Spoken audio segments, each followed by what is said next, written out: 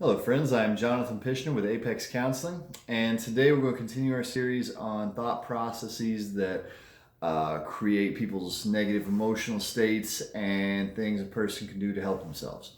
So, one of the thoughts that many people hang on to that creates a lot of difficulty for them, especially here in the counseling room. This is a difficult one to have people let go of, but just in a lot of situations in general.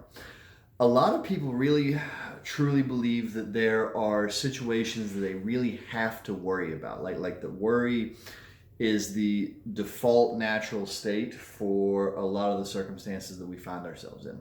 So, sometimes a person would suggest, hey man, maybe you need to worry about that less. And the internal response is, well, that's crazy. Everybody would worry about this. And that becomes a very destructive emotional state because what it causes us to do is completely rule out the idea that we could have a calm, peaceful state even if we've got a negative circumstance.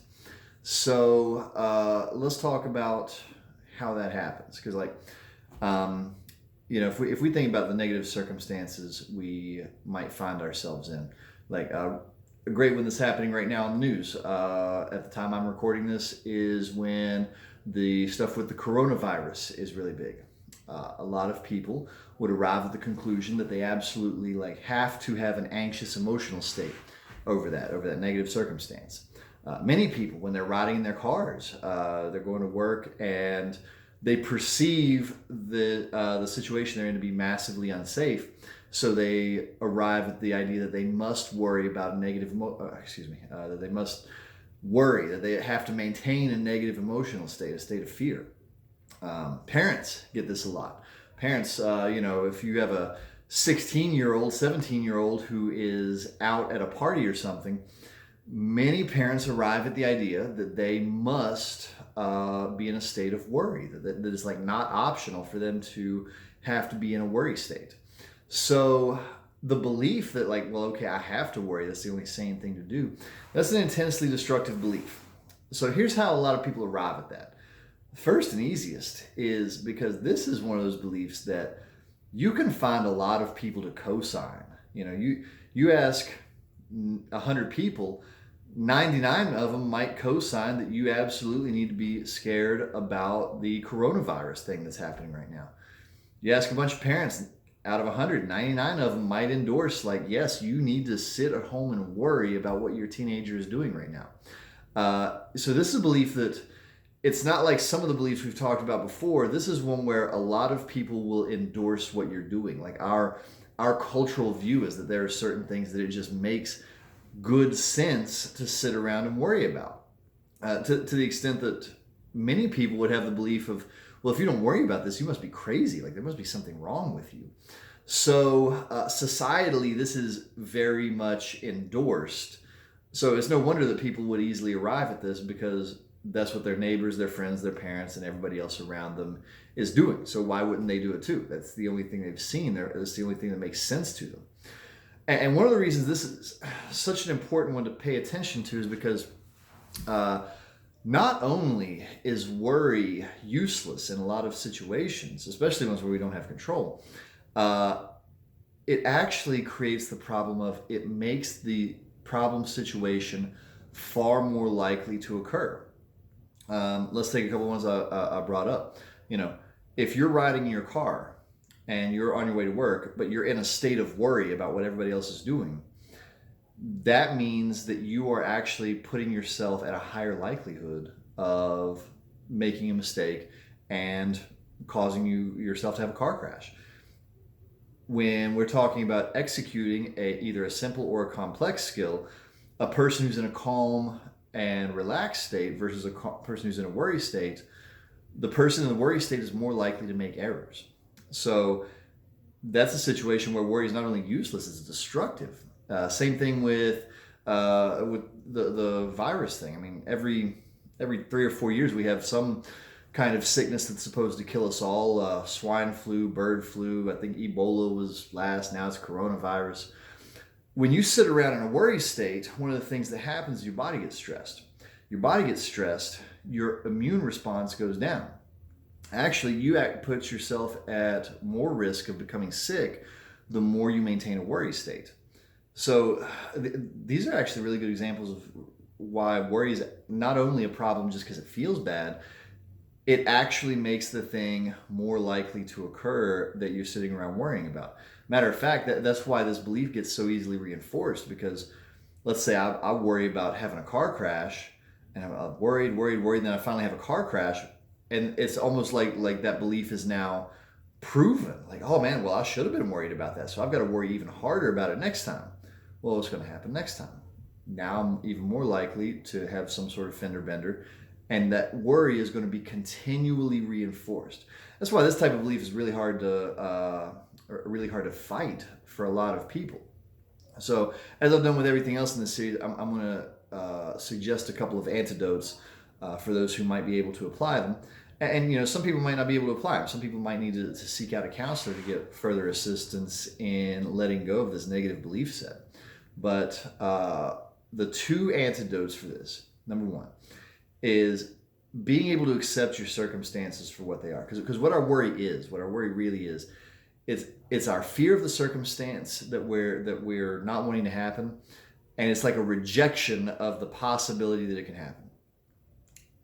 Our logical brain knows if we get on the road, there is, no matter how small, a chance that we may have a car crash. We might do something stupid and mess up. Somebody else might do something to cause a car crash. Who knows? But the chance can never be zero. If you are getting in your car and getting onto the road, there is a small percent chance you'll have a car crash. Being able to accept that, like, okay, that's a risk I'm taking in order to be able to get to my destination quicker instead of taking the bus or walking.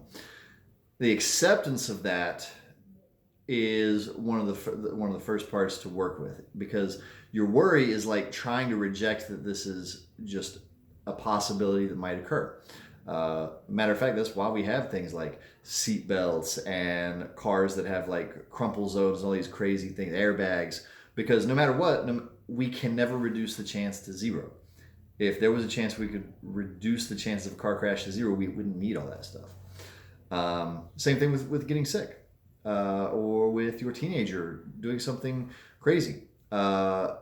Being able to accept that this is a circumstance that you don't have full control of, instead of that internal rejection, trying to pretend that there's some way you can worry yourself out of having those things happen. And as always, saying that like it's simple, but some people are able to do that at the suggestion. Some people really need some assistance with this. The other part, the part that's easier to apply, the second antidote for not maintaining that excessive worry state, is figuring out to at least not exaggerate what you're afraid of. So one of the things I just said was every time we get in the car, we do have a small percent chance of having a car crash. Now, what most people tell themselves is when they're in that worry state, that chances of having a car crash are really high. That's why they're worried about it. Realistically, if we were to sit down and do the math, and maybe I should have done that before shooting this video, the percent chance of any single person having a car crash based on how much time they drive is so far below 1% that it's almost crazy to think about how small it is. I've had 4 car crashes in my life, and having driven for 20 years now, I guess, how much percent of my life does that really account for? I'm sure it's down to the thousands of a percent. So, but what happens is the circumstance that we fear, we get all in our head about, and we're like, man, there's like a 50-50 chance I'm gonna have a car crash today. That's in no way even close to the truth, because you'd be replacing your car every other day if that were the case. So figuring out how to not exaggerate, how to kind of like, in a lot of ways, do the math and say, okay, this is the actual chance, which is basically as close to zero as you can come. Same thing for any of our other examples we've used. Most people exaggerate how terrible it is if something were to happen. Even with the car crash example, how bad is it usually if somebody gets in a car crash? Like, you have to replace the car. Maybe you have a mild injury you got to take care of. You got a little whiplash or something. Most of the time, it's not life-altering. Now, sometimes it is, obviously. Sometimes you get sick, it's life-altering. Sometimes You're the parent of that one teenager who does manage to permanently harm themselves. But most of the time, it's not the thing that's going to be permanently life altering. But we always exaggerate it into our head, like, oh man, this is going to be the thing that's going to destroy my life. So if you can get to a place of not exaggerating the thing that you're worrying about, and at least putting it into its proper context. Same thing whenever I work with somebody who has great anxiety. Anxiety about either their high school or their college classes, getting an F. At most, that's a temporary setback, but the exaggerated negative belief is, oh, if I get an F, my life is over, my school career is over, I can't go do X. When in reality, it's just an inconvenience. It's either you got to repeat the class, your chances of getting into Harvard are slightly less now, who knows? But we get into that exaggerated place, our belief of we absolutely must worry about this in order to prevent it from happening. Really, the antidote for that is not exaggerating the likelihood of it happening and the negative consequences if it does happen. So those are the two antidotes, but the root thought that always you want to push back against is the idea that you absolutely must worry about a situation. Not only is it useless, it's more likely to make the bad thing happen in the first place. So hopefully this idea is helpful to somebody out there. As always, if you see one of these videos and you think it could be helpful, but you don't know how to apply it yourself, seek out a counselor. If it's not us, there are many skilled counselors around. Get some assistance, but for heaven's sake, don't live your life in a state of worry and think that that's the default state that you're supposed to be living in. Thank you guys so much for hanging out with me for a few minutes today. My name is Jonathan Pishner with Apex Counseling, and I will see you next time.